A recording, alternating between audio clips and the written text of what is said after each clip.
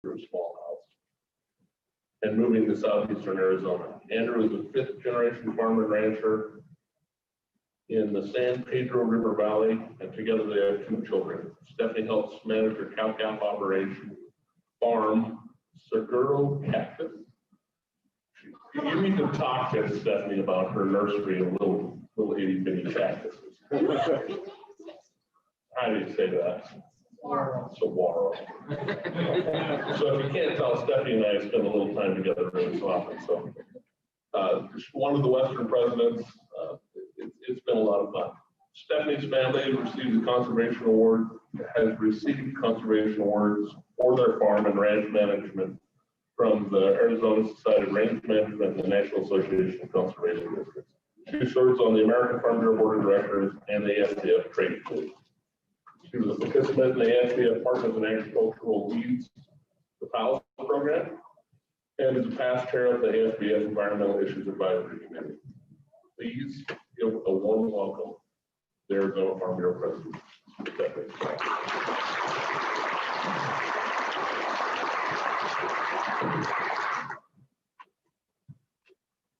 Okay, I told her she could talk about pretty much anything she wants. It's a huge mistake.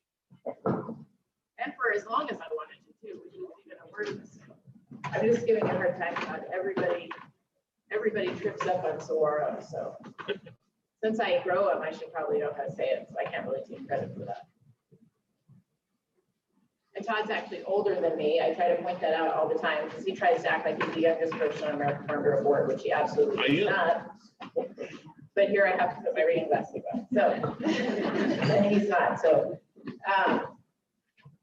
thank you very much for the invitation to be here today. I've spent a little bit of time in Wyoming on the outskirts, not a lot. My husband and I did a road trip. Well, let me rephrase that.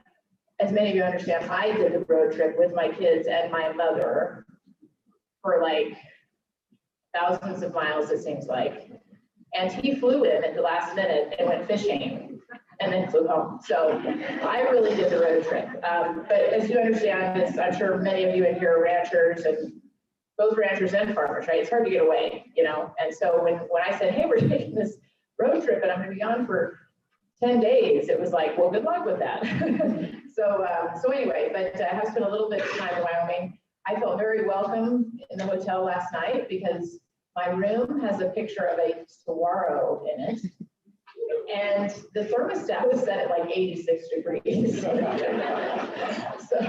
which I actually fought with it all night. And I finally figured out how to open the window and I just let some of that Wyoming air in. So even from Arizona, it can get a little hot. So absolutely have enjoyed working with Todd and Laura. Good morning, Laura.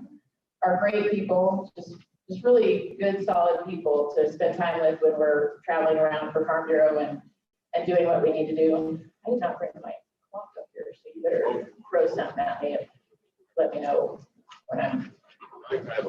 Okay. So thoroughly enjoyed. You know, Todd's kind of like one of those guys that, from my observation anyway, you guys might know him totally differently because he might be on his best behavior when he's around other people. But he's one of those guys that, you know, it's like when the hay barn's on fire and everybody's running around like chickens with little buckets of water. He's just kind of sitting there, taking it in, knowing there's a problem, watching all these chickens running around, thinking, what a bunch of idiots. And then he's the one that goes over and fires up the water truck and puts it out. And then calmly goes back and eats dinner, right? So I appreciate that about him because he just kind of takes it all in. He doesn't lose control when it seems like things are kind of going sideways. And when he says something, it matters, right? It means something, and it's logical, and it's, you know, it's to the point. So I appreciate working with somebody like that. Interacted with Cole, your vice president, for a while, your past national YF&R chair. That's a pretty good thing to have on in your pocket. So very good to work with. So just love working with Wyoming at the national level. Enjoy the Western camaraderie. So that's for sure. I brought this up with me this morning because the other thing I wanted to say about the hotel here in the facility, very nice facility, slept well, but the Institute Swiss, which I can't tell if that says Brazil or brand, but anyway, whoever works there has a horrible sense of humor because I almost drank this morning. I'm not kidding. Like, I totally thought this was mouthwash, but it's shampoo. So I know this is your last day here and you probably haven't made the same mistake, but I'm just letting you know. I might say something to the hotel. So now with that, as Todd said, my background, family's background is in ranching. My kids are the 6th generation. Pretty much going to mostly talk about ranching today, talk about the beef industry, and my participation in the livestock marketing work group, which I think you heard from John Newton yesterday. And he's, you know, he's an economist, so he told you all of the smart things and showed you all the graphs and stuff. I'm not going to do that. I'm just going to, you know, tell you from my perspective, which you can take your leave or whatever. So interesting things that we learned from the group and kind of some things that I've seen going on surrounding the issue. I did see that 78% of total ag receipts in Wyoming, of the total agricultural receipts in Wyoming are beef cattle. So I mean, that's your guys' shtick here. I mean, for sure, it's ranching and beef cattle. So I can certainly understand the frustration here, like across the nation and in Arizona, that what I was hearing from our members and what I was living through myself. I mean, we sold cattle in February, which was a little better than selling in March, but things were still pretty unsteady. So kind of living through it, taking in member concerns about what's going on with the whole situation. So at some point, you know, you think, well, what are we gonna do about this? You know, everybody's wringing their hands. People are kind of looking at their bottom dollar and wondering, you know, what next? And I think a lot of ranchers feel like they're just not in control, right? And I wear my Western heritage on my sleeve. Like, I'm not afraid to tell anybody, I'm from the West and we're better than everyone else. So, you know, I just think that everyone should know that. So it also makes us fiercely independent and very much want to be in control of our destiny, right? And I think that's a lot of what's going on right now, is people just feeling like, you know, we don't really know what's going on. We feel like we've sort of lost control of whether we can make money or not. And that's always hard in agriculture anyway. So President Duval, American Farm Bureau, put together this group, right? It was 10 presidents from across the country, myself included, with different types of livestock production in all different ways. And so we put this group together. Basically what the report did is it looked into well, we met with a little over 20 hours of time, right? So all these 10 presidents, we met for a little over 20 hours. And we brought in ag industry experts, we brought in ag economists, we brought in government regulators, because we just kind of wanted to see, okay, right now we're totally focused on certain things that we see as a problem, but the food industry as a whole, the ag industry is quite complicated. The food supply chain is quite complicated. So we need to look at the whole picture. And so that's why we brought in all these different experts to do this. We looked at the economics, we looked at the Holcomb fire, what happened with the Holcomb fire, what happened with the beef margins, the spreads during that time. We looked at COVID-19. Again, John Newton probably showed you a little bit about that yesterday, and hopefully you guys have had an opportunity to look at the report. I mean, that's really what we created the report in the first place, was so that all of the members, it wasn't so that we could collect all this information and hold it in our head, it was so that we could disseminate the information to the members to help you guys tell us what to do, right? Tell Todd and I what to do, where to go, which direction. If you look at that report and you look at those graphs and you read all of that information, I sort of found that economists often tell me what I don't want to hear. Like, it just is irritating sometimes. And they're so smart that you can't, like, you're just like, oh, you know? And so what we found when we looked at a lot of that stuff is that the market basically did what was expected.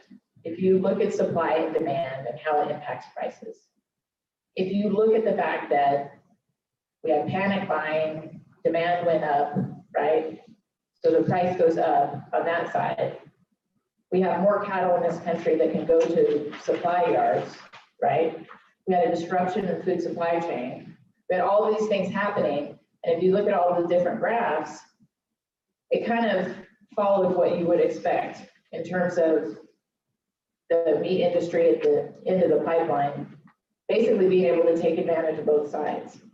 And I'll talk a little bit more about that in a minute. So I wanted to pull out the 4 things that we looked at in the report. So the first was the mandatory minimum negotiated trade, right? And you guys have already gone through your policy, and to be honest with you, I have no idea what you guys passed.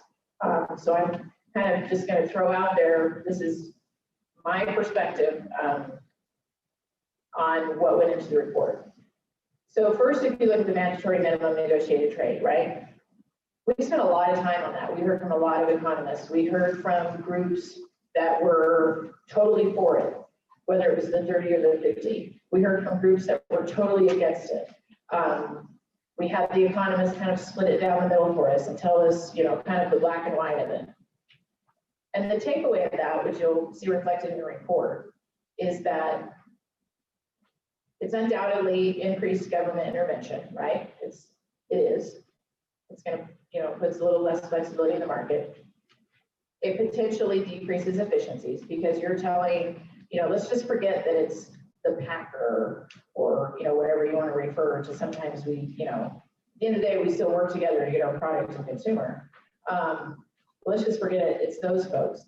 Any industry, any business wants to be more efficient, right? It saves you money. It makes it so that you actually maybe make a profit, right? And so if we take flexibility away from someone, regardless of who it is, about how they can make money, making them less efficient, right? Making them less efficient takes away that flexibility. On the producer side, for folks that choose to market their cattle a certain way, it automatically slices off part of the market for them, right? It automatically eliminates an option for them because you're mandating that a certain amount of cattle come from a certain sector, certain part of the sector, right? And all of this is pretty straightforward, right? It may or may not impact the price, right? It makes better price discovery. It might make price go up. It might not. And there are lots of different regional differences, right? The Southeast, in doing research to participate on this work group, because I kind of wanted more background, in the Southeast, they produce cattle so much differently than we do, so much differently than the West. Even the Midwest, right? They produce cattle so much differently than we do. We're kind of all different animals, right? All these different regions have different amounts of cash trade, right? Nebraska has a really high amount of cash trade. Texas has very little. So there's also those variations. Essentially, if you look back in history, the economists say that the transition really took place from cash, or when it started transitioning away from cash in the 1980s, and it was because of efficiencies, right? It was because the packers, the stockyards, they wanted to ensure that they had a certain number of animals, the best they could, a certain type of animal at a certain time. Because the best way to save money is to run a facility at full steam ahead, right? And if you're at only 60% capacity, you're losing money. If you still got, you know, if this hotel only has 10 people in it, they're losing money, right? So, so they, you know, a lot of the movement away from cash was to think ahead, right? We're going to contract things out ahead of time. We're going to make these agreements ahead of time. Which also, in theory, which I think, you know, I mean, any of this is arguable, right? But it's hard to make the argument either way. Increases beef demand, right? Because consumers want to, you know, we all do the same thing, right? If I go to a restaurant and I eat something bad, I'm probably never going to go there. I mean, even if it was just one menu item out of 100, I'm probably never going to go to the restaurant again because there's lots of restaurants, right? The consumer demands consistent quality, whether it's consistent quality in hamburger or consistent quality in a ribeye. They want consistent quality. So, you know, if you're producing something, if you're producing a widget, right, you have to know that the people you're ordering from, the suppliers to make that, they're going to give you the same quality all the time, right? So these are all things that help to transition that system. Something that jumped out at me, though, during the report when we're talking about it is the confidentiality part of it. It's so outdated. It's definitely something, and I'll bring it up a little bit later too, but even the economists were telling us the confidentiality in the beef supply chain at the end is not necessary anymore. They're getting confidentiality that nobody else is getting. And because we're in this digital global world, it's just outdated. It's not reasonable to think that more information should be shared in real time.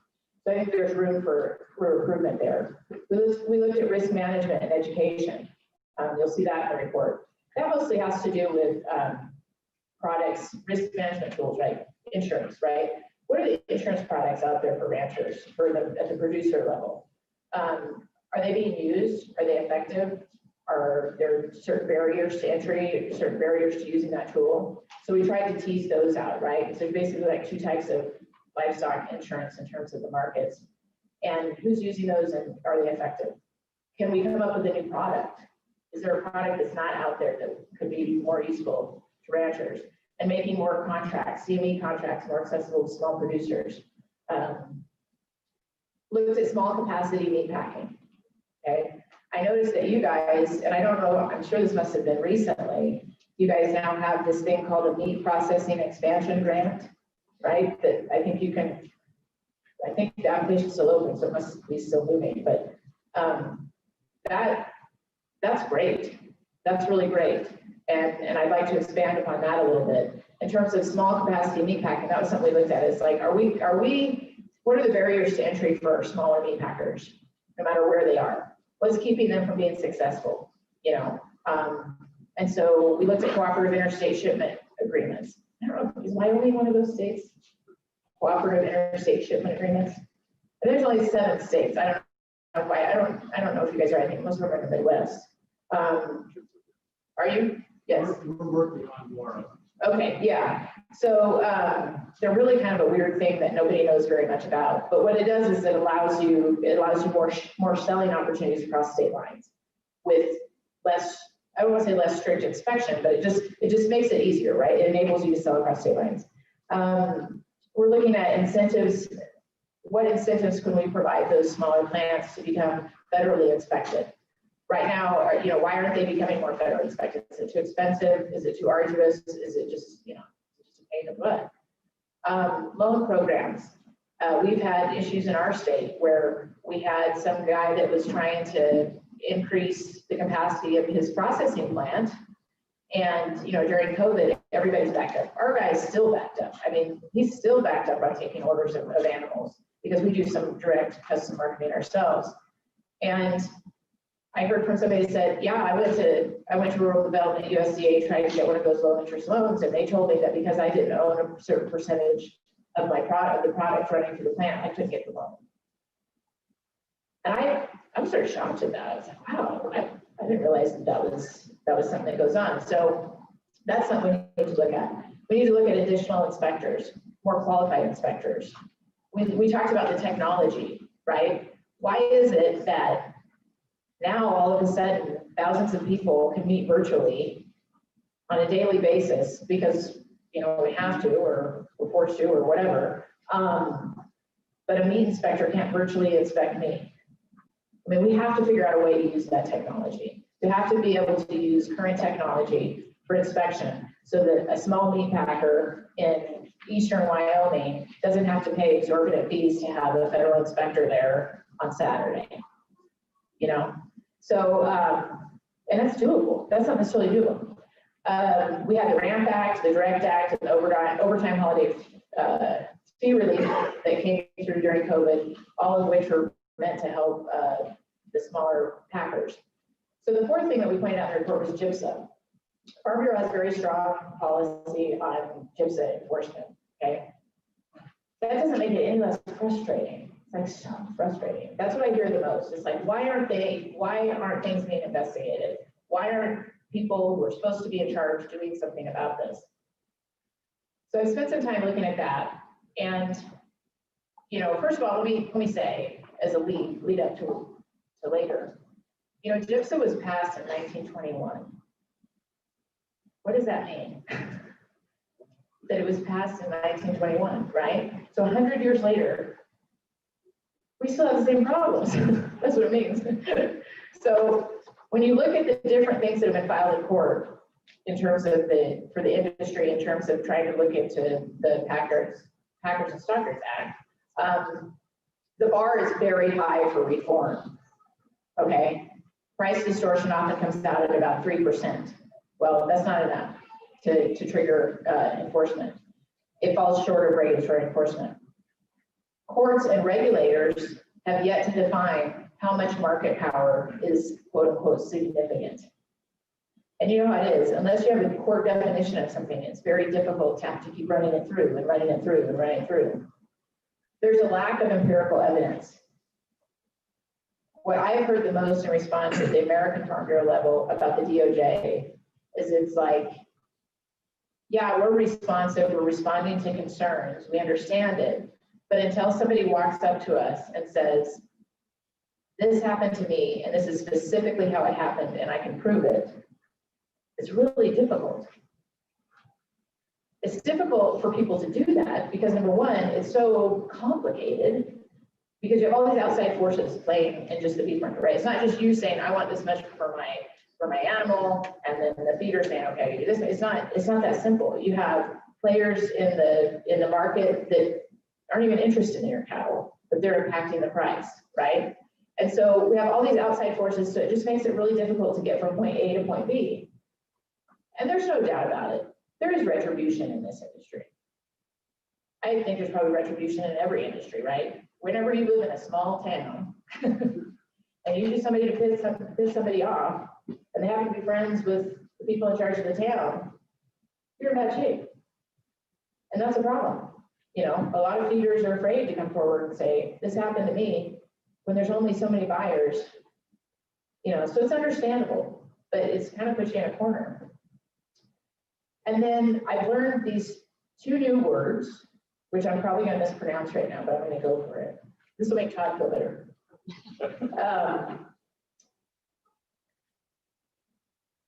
Now I already forgot how to pronounce it. I know I mispronounced it right. Oligopsony, is that right?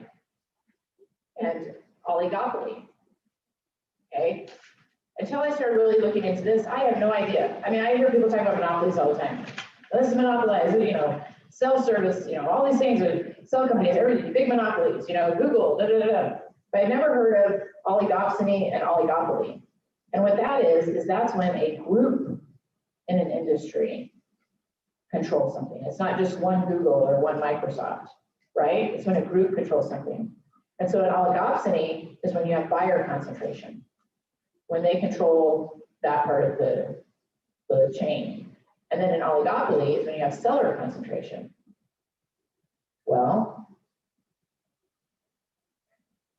the stockers and the packers, mostly the packers, are both, right? There's not many instances where that happens, where they have the buyer concentration to buy natural products, feeder products, live cattle, and they have seller concentration to sell it. Which is why so many times when you go back to the graphs of what happened during COVID and the home fire, you're like, this isn't fair. They win no matter what, right? So that's a quandary. W.H. Nichols, I'm going to read you a quote of his, and this is from the Journal of Farm Economics.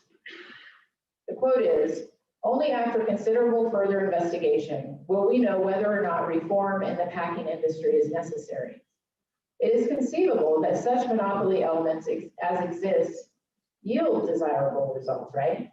That's what you're about, you know, this consumer.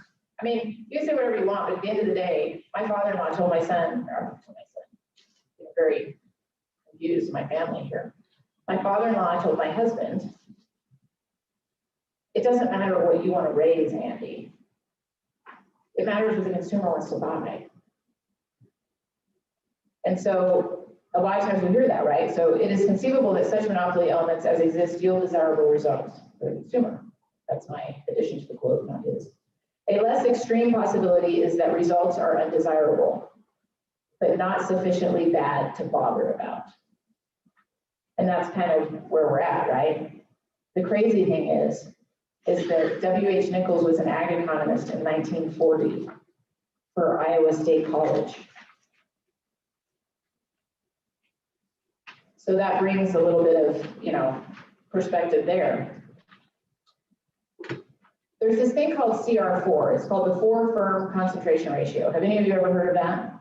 CR4. Okay. CR4 is an economist term. And basically what it is it's used to apply to industries to try to figure out what their combined market share is. So they take the 4 largest firm in any industry, and that's the number they use for their combined market share. So right now we've heard, many of you probably have heard this, that the big 4 in the packing industry have an 80%, their CR4 is 80%. And that's mostly happened just since the 1980s. So when we were in our working group, one of the things that we learned was this, and this is going back to the efficiencies of consolidation, right? So a 2 million head per year plant is 5% more efficient than a 1.3 million head per year plant, and 12% more efficient than a 950,000 head per year plant. And by the way, 950,000 head, like basically a million head, that's what's considered a small plant in the industry, right? So literally, the big 4 are 12% at least more efficient than many of the other players, okay? So you can see why, I mean, it's not unnatural, a lot of what's happening. The ag industry overall is consolidated in every chain in the link. And that's what I think we sometimes don't talk about. Because it starts with a farm and ranch. Farms and ranches have consolidated. I'm sure that there are bigger ranches in Wyoming today, in some sense. Or maybe there's fewer ranches, but they're bigger or whatever. That's the way it is in Arizona. It goes back to economies of scale, right? We operate just like any other business. That's what we try to tell people, right? We try to remind people we're business. We still have to make money. We have to survive. Well, part of that sometimes is consolidation. So sometimes we forget that when we're pointing, you know, my mom always used to tell me, when you're pointing at somebody else, your rest of your fingers point back at you. Maybe I was the only one that was told that, but so farms and ranches, right? American Farm Bureau, you know, we have this statistic at the end of our fingertips. 6% of family farms and ranches produce like almost 80% of the product in the country. Okay, so that's there. Ag inputs, ag chemical companies, ag machinery companies, animal health companies. Also very consolidated, right? We have 4 colors. Is it 4 colors still? Or is it 3? No, I don't know. In our machinery companies, the C4 there have a more than 50% control of the market. Seed biotech companies, the C4 have 54%. This is a global market. This isn't just a US market. The retail food company, so we started at the farm and ranch, right? And now we're at the retail food company. We're talking about, I don't know what grocery stores you guys have here. Okay, yeah, so we're talking about the Albertsons, the Krogers, whatever. The top retail company controls 20%. The top 1 company, I don't know who that is, but I'm guessing it's Walmart. Top 1 company controls 20% of the market. The top 4 companies control 40% of the market. The top 20, so you think all your little grocery stores and like little mom and pops or whatever, they're obviously not in the top 20. The top 20 controls 64% of the food system. So it's kind of a pattern, right? It's a pattern that we're seeing. So as I wrap up here, I'll say, so where do we go, right? What do we do about this? I felt sort of bad when we finished up the report because I'm like, you know, John and Scott, Michael, staff from American Farm Bureau, I'm like, well, where's the silver bullet? We were supposed to figure this out. Well, not so much. But I think sometimes we get so focused on that silver bullet that we don't work on all of the other things that we could do collectively to make our lives better, right? Because silver bullets are easy sometimes, right? And all the other stuff takes initiative and working hard or whatever. So there's no silver bullet, but I still think the report is extremely valuable for all of those things that I went through, whether it's something that you're looking at in risk management, coming up with a new product, giving more capacity to small meat packers, and mandatory minimum. You know, maybe there is an answer in there. Maybe, you know, we talk about it in the report, maybe it's a trigger. Instead of just putting, you know, I know in Arizona, we complain all the time to federal regulators. We're Arizona. We're not like anyone else. Anyways, we're totally just special. You can't regulate, the EPA should not be regulating us. like those guys up in Wyoming, right? It's different here. I know the wind blows up there, but they have grass to hold down the dirt. We have nothing. So, you know, there are regional differences. Maybe we can have a trigger system with mandatory minimum, right? Maybe we can look at a certain part of the country and say, when their cash basis, you know, for sales falls below a certain amount, we know that that triggers something, and it triggers something, right? And it's for a certain amount of time. It's not just, okay, now it's there, right? So it's not that that's not included in the report as a solution. It's just that, you know, when you come into a corner really hot, you should never overcorrect, right? And I think we're in danger of overcorrecting. And that's just my perspective after listening to this report. The USDA investigation, a lot of people said, what's happening with the USDA investigation? The Department of Justice is still going on, right? USDA report. There were some really good things at the back of that report, which we talked about. We spent some time talking about in the group. They looked at some things that are actionable items that could be improved. Reduction of non-reporting. There's a lot of non-reporting out there. So the reporting, the measly reporting that we get, it could be better. It could be better enforced. There's a renewed commitment on behalf of USDA to work with producers to balance food safety with e-commerce. Right now, the Generation Z, which I remember that now because now it's Zoom. My daughter told me that. She's like, we're the Zoom generation. I'm like, oh, this light bulb went off. I'm like, oh, how prophetic. They called you Generation Z. Anyway, they love to shop online, right? They're the next biggest generation. They really value local. They value knowing their producer. If we miss this train, shame on us. We've got the USDA's attention saying we need to make it easier for ranchers to sell their product direct. And if that means selling it across lines or just selling it with different inspection or whatever. So all those things I talked about in terms of virtual inspection, all those things, when they all come together, it makes our lives better. It makes us more sustainable. So we have got to focus on that. We have to stay on top of the USDA and say e-commerce, e-commerce, e-commerce, because that train is not going back the other way. It's left the station, and that's just the way it's going to be, and it's just going to grow and grow and grow.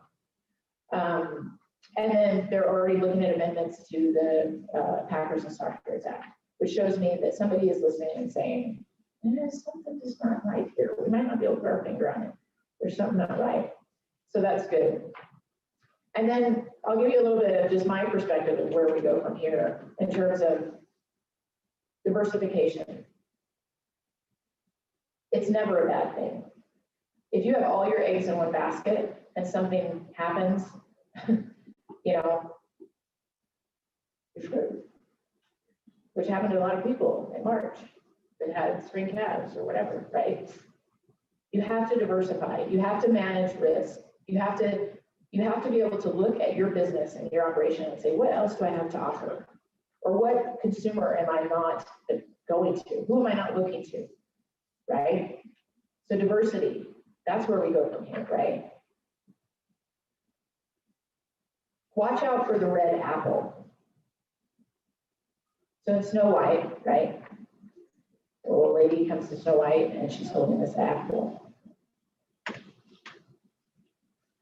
We got to watch out for the red apple because in my mind, the little old lady with the red apple is the government and the packers. Because right now we are a little bit vulnerable to somebody offering us this red, shiny, delicious apple.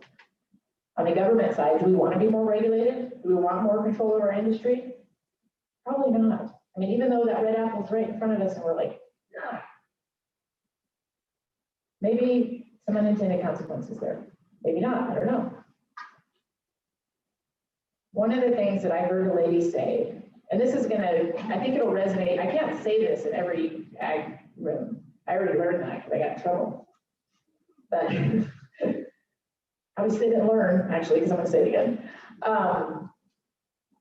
In that report, one of the gals that we heard from was a packer, smaller on the small side, from Texas. And she was talking to us about how everything works. She was actually really great. She was just straightforward and she just didn't hold back any punches. And she just basically, because we had a guy from Cargill and it was like, what did that guy say? It's like, listen to a politician. It's like, he said nothing. Like, I don't know what he said. So then we brought in this smaller person, and not small person, but you know what I mean, anyway. And she came in and she just kind of laid it out there. Said, so what if you don't think this is fair? You know, you know, she told us all these things. And she actually said, which I thought was interesting, she said, I don't care. She goes, make cash purchases mandatory. It'll just give producers less money at the end of the day because we'll have to make up for it. But it's fine. We'll find the cattle. We'll find people to work with. Whatever. We'll figure it out. We're big. We can work around it, right? That's what happens with regulations, right? That's what we tell the government all the time. We say, don't give us more regulations because the big guys have lawyers and money and they can figure it out. And we don't. We go out of business, right? So she basically laid it all out there. And then she said, well, let me tell you what the future is. The future is voluntary, I'm trying to remember the words she used because it was a total just whitewash. I can't remember what it was, but it was voluntary coordination. And that almost sounds like something they would tell you in prison. Like you're voluntary being coordinated to clean up this mess. I don't know, but it's voluntary. It's just very creepy to me. So I said, I'm sitting there like, what is she talking about? And so I asked, I'm like, I'm sorry, I'm not following you. And she goes, she was from the Southeast. She'd grown up on a farm. And she goes, well, you're gonna think I'm talking about integration, but I'm not. I'm like, what? And she goes, well, it's what the future is. That's how we're gonna get a consistent quality product, and it's gonna be efficient, and it's gonna be resilient, especially during COVID. We need to know exactly what we're getting and where we're getting it from and who's giving it to us all the time. And for years, I've been told by people in the ranching industry, that can't happen. We don't grow chickens, pigs. Takes us 2 years. In Wyoming, you need all this land. Let me tell you, Walmart can figure out how to do anything. And they're doing it right now. Costco, they built their own chicken plant, their own chicken farm, right? Walmart is contracting with certain genetic companies so that they can have an exclusive line in the beef industry. They're doing it already. No, I'm not saying that's a horrible thing. This is where I got in trouble. Because some of the guys were like, you know, because I'm not trying to, don't misunderstand what I'm saying. I'm not trying to insult that system because it works for some people. It absolutely works for some people. But when somebody tells me that that's my future and I have nothing to say about it, that bothers me. I want my son to be able to decide what genetics he's going to have on our ranch because we live in Arizona. Again, we're different than everybody else. And how he's going to grow them and who he's going to sell them to. And he's still going to get a fair price because it's good. It's good beef, right? Not because he's in the club. And so she said to me, she said, well, this is where the apple comes in, right? Because so far it doesn't sound very good.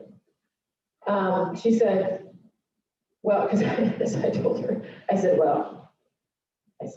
I'm from the West. I don't think that's going to fly.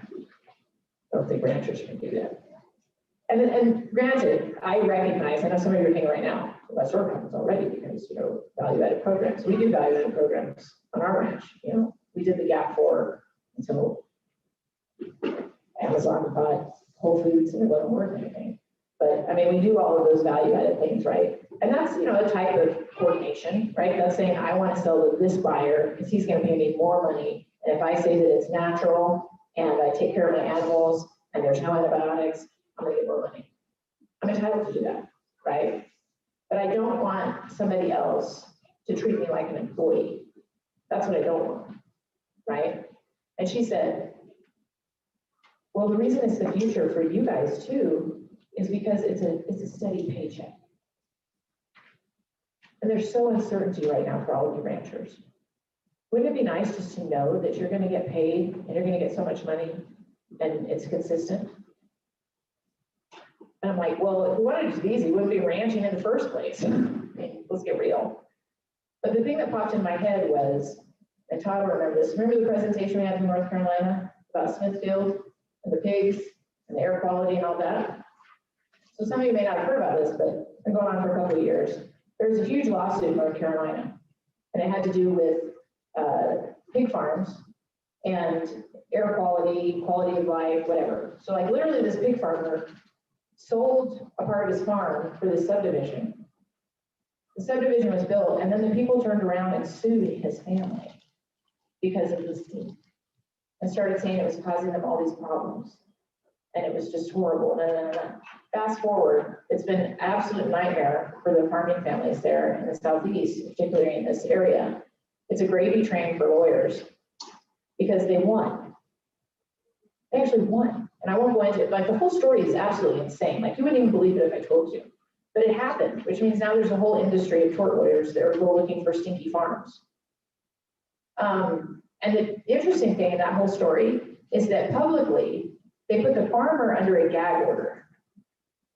So he couldn't say a word about what was going on. And the whole time it's being played off in the media as, oh, this isn't a lawsuit against the farmer. We love the farmer. We just hate big Smithfield. We hate them. They're the problem. Well, hello. The farmer gets that steady paycheck from Smithfield. And if Smithfield goes out of business and they're told that they can't grow pigs there anymore, how is the farmer going to pay for that $1 million pig farm that he just put in? That was his risk, not Smithfield. He paid to put the barn in. They might pay for the food, they might pay for the pigs, but when they pull up and leave and go back to China or whatever, that farmer's left there with a land payment and all sorts of payments and no steady paycheck. So that really scared the crap out of me. So as I say, this is a time of vulnerability. Watch out for the red apple. I really liked, and this is what I'm going to close with, I really like to, if I have any time to read, I really like to read exploration books. So like I've read about Powell starting from here in Green River and going down the Grand Canyon, Shackleton, who wanted to cross basically on foot Antarctica, lead the first group in 1914 to do that. I read about Lewis and Clark. I think the reason I like to read them is because you're reading it and you're like, there is no way they're going to survive. But like, you know, they did. You're like, no, this is it. Like they have 9 lives and this is 10 and this is it. They're not making it. He's not making it out of the river. They're not making it out of this iceberg, you know, and I just love it because it's the human spirit, it's true stories. And every single time they pull it together. And they get there. They get where they're supposed to be. Nobody died in the Shackleton deal. 2 years of survival. Like they were just wanting to walk across this big continent, right? Which in itself is crazy.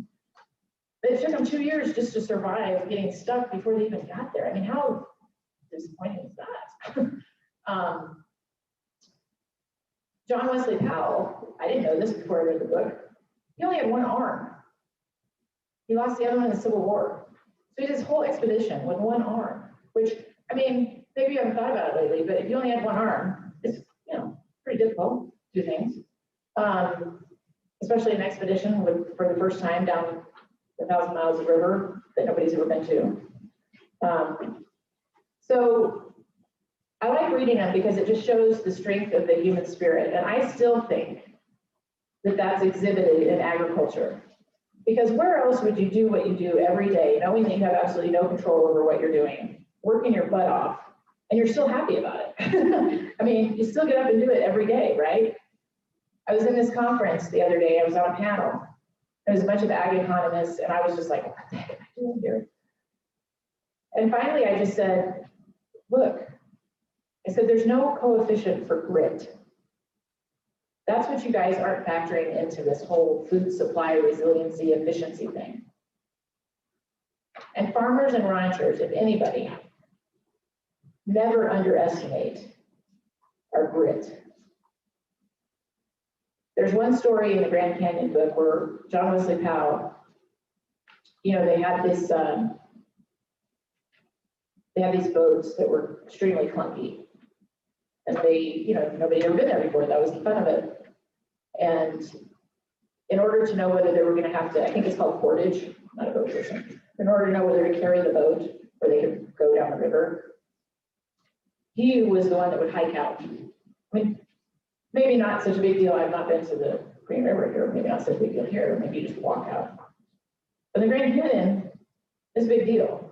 So he would be the one that would hike out to get to a high point to be like, oh no, we're not going through that. And then he'd hike down and tell the guys, and they'd complain because they hated torching the boat and all their stuff. Which, by the fact, side note, they tried to repeat that trip, like not that long ago, and they totally wussed out, like they couldn't do it. So anyway, and they had like telemetry, you know, they had like all this stuff and tools and stuff they can do. So, so there was a couple of times where he would hike up to the top. And one particular time I remember reading, he got stuck. He had a guy with him that was behind him, but he got on this ledge. Like, how many of you have ever been to the Grand Canyon? You know, or even just been in a canyon, where you're just like trying to get out. And so you're like sticking your hands, right? In these little crevices, and you put your foot over here or whatever. Again, one hand. Well, he got himself ledged up, pretty high up, and he's got his hand on the ledge, and he's got his feet. And he's like, and this is already like, you know, 4 months into the trip or whatever. I mean, they're already exhausted and starving to death and whatever. So he's like hanging like this, and the guy's behind him, and he can't get, he's stuck. And it's like, man, I wish I had another arm, you know? So he's like hanging there. Well, they finally figure out how to get him down, but what it involved was he basically had to let go for a split second. He was free falling, and his friend grabbed him, who was also standing on probably this precarious section of the canyon wall, right? And so I just want to leave you with that story because the title of your convention is Moving Forward with Courage and Optimism. Well, if you're a one-armed guy that decides to go from the Green River to the end of the Colorado and the Grand Canyon with only one arm, you've got courage and a lot of optimism, right? And I think that in agriculture, you know, we live and breathe optimism. And we've got that grit, which gives us the courage to keep going when other people count us out or want to offer us a red apple. And I would just say that I don't think we need to take it. And I think we need to recognize our own strengths. We need to diversify. We need to recognize when somebody's handing us their arm, even though we might have to let go for a split second and free fall for a second. If somebody's offering their arm to say, hey, here's some diversification for your place, or you know, go into a small meat packer and say, what can we do to help you? Don't miss it because you're so focused on that one piece of the food supply chain that you're just like, man, there's something wrong there. And you miss the opportunity to get yourself out of the bind. So with that, I will close. And I don't know if we're doing questions or not, but anyway, but I'm done. So thanks.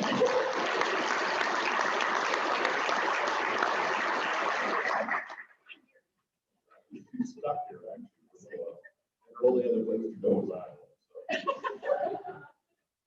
So. Anybody have any questions for Stefanie? Kevin? I just want to clarify the packer lady that you were talking to. She was basically saying that same will be vertical. In the live stream.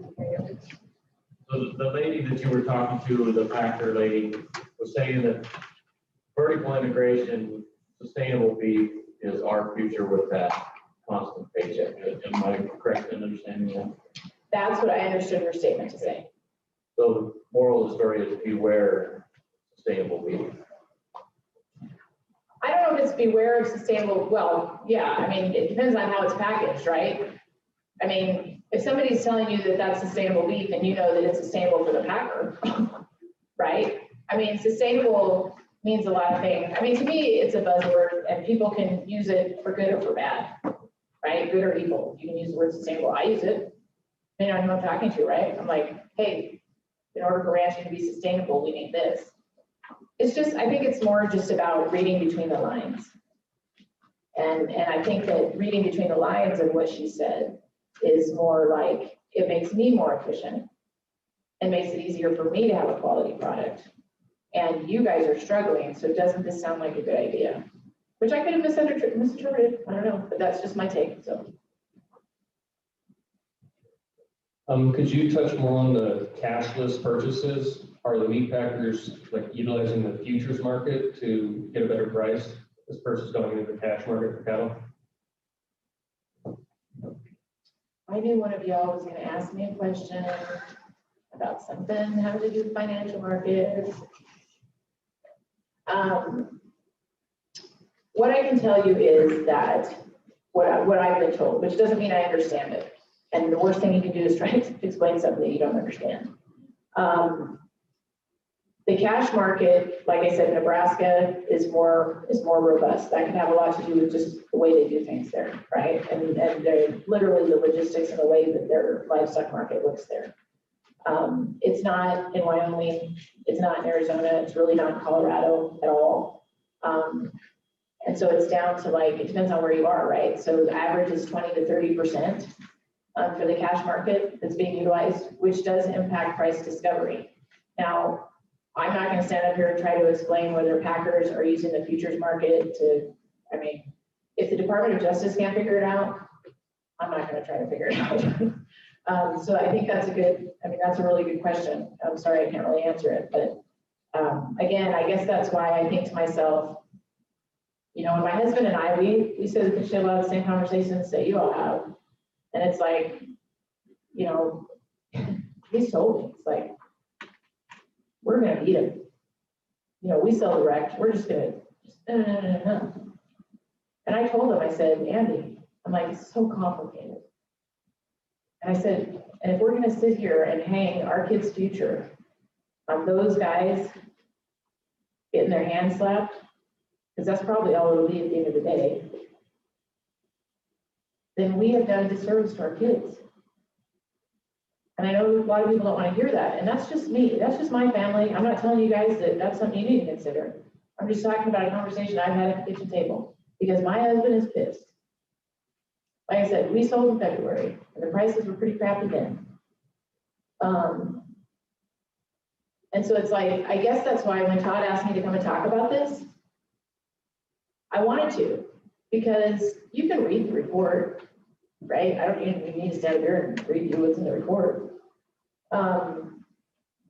But I am really concerned that as a cow-calf industry, even as a feeder industry, because there's some feeders that are pretty bad too.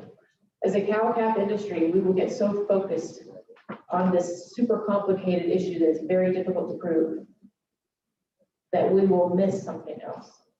And I'm not saying that we shouldn't have the investigation going, because we absolutely should. And I'm not saying that we shouldn't remain vigilant, but I'm just saying, you know, just like don't put all your eggs in your one basket as far as your product, don't put all your hopes in one basket.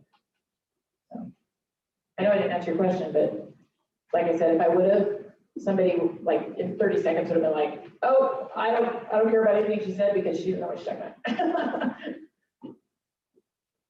For those of us that don't know where this report is, can you share with us where is this report so that we can read it? Absolutely. Kim knows where it is. We've got a few hard copies. And it's also online, right? It is, but I can't remember what the website is. I mean, we have it posted on our website, but it's also at American Farm Bureau Federation. Yeah, your folks will.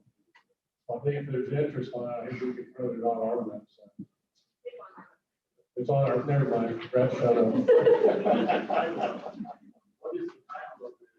It's the livestock, well, the technical title, what I call it is the livestock marketing working group. Oh, and so they call it the cattle market working group.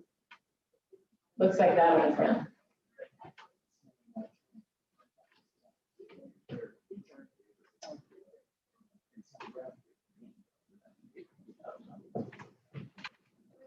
I was just going to ask about, you talked about ranchers and the amount of risk they're willing to take in protecting that risk. I think we're all pretty good about trying to mitigate loss and damage because of drought or fire, feed, those types of things. What did you all find when you looked into that portion of it across the board with farmers and ranchers and their ability to either purchase some sort of insurance or marketing type of insurance products? And do you see that partly as, I mean, sometimes I feel like that's one of those red apples. I don't know that at times you always get very much bang for your buck when you're operating on a thin margin anyway. it's hard to convince the other half that that's a very good idea. I think that's a great question and comment. We did look at insurance products, right? So I think there's two that are based on prices, right? So there's the livestock gross margin insurance, and there's the livestock risk protection. And one of them is a risk tool that deals with the margin between feed costs and cow prices. And the other one, and I think they're both private insurances. They're not, I don't think they're actually government developed programs. But anyway, and then the other one's price protection. What we were told, and we didn't really dive deep into the numbers, but I'm sure if you wanted to do that, you could find that at USDA. But what we were told was that they're not used a lot. And there are a lot of reasons, right? There's a lot of variations for why somebody's not going to use a product. Like with the livestock gross margin one, you know, it's a monthly type thing. And people have said, well, if you made it weekly, then more producers would participate. So we did look at some changes in terms of the insurance products. We also looked at, is there a new product that could be created out there? Like, I don't know how many of you were aware of the new dairy marketing loss insurance, whatever it's called, that came out a couple of years ago. It's a new dairy insurance. American Farm Bureau developed that insurance. And so there are ways to develop your insurance products if you find a need. You just can't develop something that's already out there. So you can't develop a new product that would imitate what these other two already do. And then as far as just hedging risk, you know, like on our farm, I think there are a lot of farmers and ranchers out there doing that. You can always do more, right? So like on our ranch, we have a farm. There's not a lot of ranches in Arizona that have irrigated agriculture. And, you know, 2 generations ago, actually more than that, but really ramped it up 2 generations ago because of the drought. And because of the fact that it helped us manage our cattle, right? It wasn't just about managing drought, it was also, well, it was just about rotational grazing and things like that, right? Managing our resources. So on our operation, that's the way that we hedge risk, right? If there's a lot of people that it's like, if a fire happens in Holcomb, Kansas, and you're selling, or you're marketing all the way through, and your animals, I've got a guy in Arizona that sells on the grid. Devastating loss. All of his animals were supposed to go into the Holcomb plant when that happened. And so, you know, at the ranch level, the farm allows us to say, okay, we're going to hold them. A lot of people can't do that, you know. So there's lots of ways to hedge risk, and I think that there are a lot of ways out there that farmers and ranchers do that. But in terms of what American Farm Bureau can work on and what farm bureaus can work on your behalf as members, we're looking at the insurance thing. There was some discussion, like you said, sometimes it's has unintended consequences, right? So there was some discussion about, well, what about a direct payment type of thing? I myself, you know, aside from what's going on with COVID, it's like we're in a different universe right now. But my members in Arizona have expressed multiple times, no, we don't want that. And so, you know, because a lot of what we have to, the pill that we have to swallow sometimes that we don't like, and that I heard a lot during all of these discussions, is that we are really good at what we do, and we are really good at what we do, which means we have a huge supply. We have more beef than can go into a plant, which hurts us, right, individually. So, you know, we have to look for broader markets. That's why the American Farm Bureau and you guys spend so much time on trade. You know, that's hedging risk, right? Having another market. So.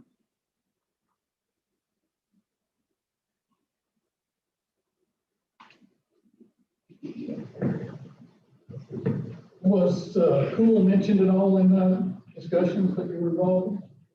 It was mentioned, but we didn't talk about it because we were focused. We were totally focused on basically the intricacies of the supply chain, and we weren't really. You know, you're not going to see anything in the report about trade, just because it was like this is our directive. We're focusing on that. There is a pretty good white paper AFBF has a pretty good white paper on pool, just explaining about why the World Trade Organization basically ruled against us and why we can't do that, I guess. But we didn't talk about that in the group. I know it's being talked about again, you know. We had that come up in our policy session that we just had on Thursday. The discussion about it anyway, so. I would just like to thank you for hanging in there and fighting for us. You do a great job. Thank you for coming.